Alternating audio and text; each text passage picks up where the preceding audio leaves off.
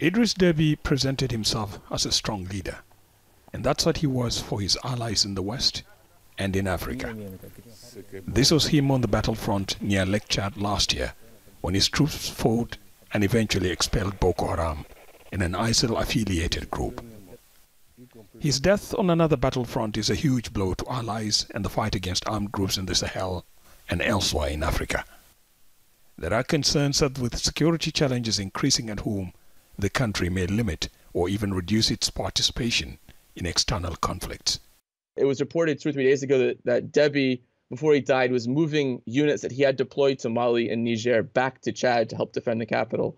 These are some of his best units. So if the current interim government has to keep those units in Chad for security purposes, then that would disrupt, at least in the short term, France's and the broader G5's counterterrorism efforts in Mali and Niger. And those rebels remain a threat. A further deterioration of security in Chad could trigger the withdrawal of its troops from regional hotspots to bolster security at home. This will in turn leave many countries in the Sahel and Lake Chad regions more vulnerable, since Chadian troops there play a significant role in stopping armed groups from overrunning many communities.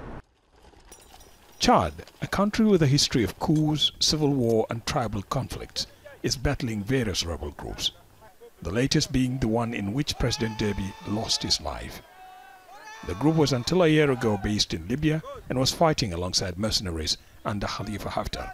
Ironically, one of the reasons that they're coming back into Chad right now is because of the peace agreement that was forged under the United Nations auspices in Libya, requiring all foreign armies to leave the country. And so they're doing just that. They're bringing with them the training and the arms that they gained inside of Libya, and they're bringing them to Chad. With the region awash with heavy and small weapons from the Libya conflict, experts say Chad and the entire region could see an uptick in violence by rebels and armed groups in coming months. Western powers consider Deby as a dependable ally and would want Chadian forces to continue to play that role. But with the new military government having so much to deal with right now, there are no guarantees that Chadian troops will continue to fight others' battles while there is trouble at home. Ahmed, Idris, Jazeera, Abuja.